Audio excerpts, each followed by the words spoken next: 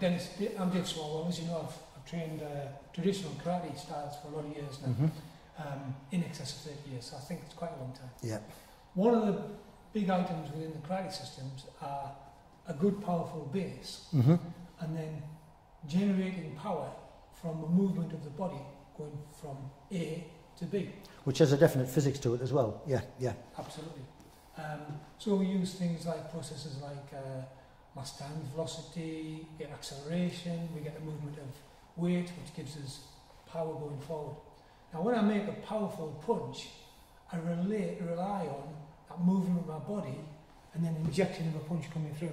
Right. Very, very, very much predictable, very, very much seen, and very, very much moved a long way from A to B. Yeah, from A to B, yeah. But does generate a lot of power and is very fast, and in karate competitions works very effectively. Even though it's predictable, they don't get out of the way, do they? The options are to block it. So if I stay linear and you do one, I've got to block it, I've got to be out the way and block it quite hard, outside or inside, down or up. But it's quite a meeting of forces, isn't it, to try and knock that kind of force out the way.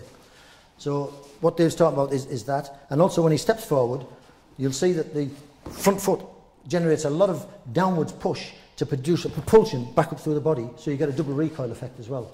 So when the foot lands, the punch goes in, and then you get a recoil loop, and it actually goes back in again as a pulse. Traditionally, this is called Junzuki, and it's the lunging punch. So yeah. We use the force of the body movement through, and then the ejection, if you like, the ejection of the power off that front foot to make the power come through. Yeah, yeah. You understand that? So that's the sort of speed and accuracy. So if Dave was firing that at me, he'd have a target. So I've got to try and block that in some way. I've got to stop this force coming at me.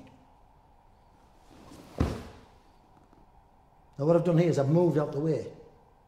So his next action would be that this would probably want to come out. So this momentary poise between the two of us, this weightlessness, this meeting, has to also have took his balance. Otherwise he's going to take that. So it's got to be such that I've got to take his balance from him. So I've got his knee, which he uses for the forward propulsion, and the pulse that would come back up. I've got the arm without blocking it and took it to another place. I've side bent his thorax over his pelvis and blocked his left arm, and those actions stop him from coming back out of that. Can you understand that? Do you want feedback from that? Yeah. So my normal movement would be punch you this way, and then I'd want a natural punch this way, or conversely, I'd want to throw the next leg technique this way. Yeah. And obviously, with my spine compromised the way it is, I don't feel like I've got any techniques coming. Right. And then if we look at a Mawashi geri, or a Mai geri, would also be a kick to this area. You wouldn't want to be on the end of one of those, especially at this height. So again, the options are to block this way or to the outside. So you block it this way, which leaves you very vulnerable to a posterior attack. Because if I block effectively, even that or a Gai Kazuki could get me kidneys or anything else. So again, when you're blocking, you've got to be counterbalancing and counter-attacking in a sense. So if I was looking at that situation now, I don't want to be there. So if you look at the way I'm stepping, I'm not using that step. What I'm using is, I've got to float my walk out of the way of the punch. Does that make sense? So I've got to go forward here, taking Dave's balance with the options I've got, which would be cloth grab or whatever we've got. Then a higher kick would be to this area, a Mawashi geri, which again you don't want to be on the other end of, especially what we looked at earlier. Left jaw would just take you straight out. So this is the sort of speed that a Mawashi geri would come at. And you can see that his body propels from there to here, so now he's in reach with his hands for you Raken, Gai Kazuki, everything else. So again, if I just try and stop that, I've got to stop this onslaught as well. So again, the Budo mechanism of that is to... That's one option. Another option is to just be in a different place. Be someplace else where this would be the next move. And that would be the next action. So you can see that I'm using my feet all of the time to bring him to places where he's less likely to be able to counteract me, and I can walk around him. Does that make sense? Mm-hmm.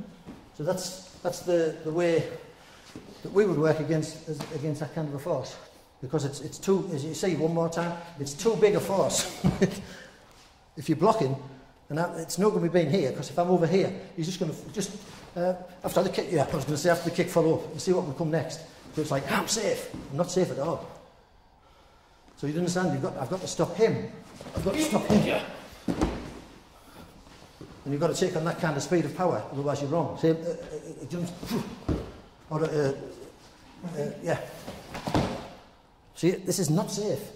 He's going to get me. Do you understand? So it's no good coming out here blocking, in my view. I want to be where his claw is.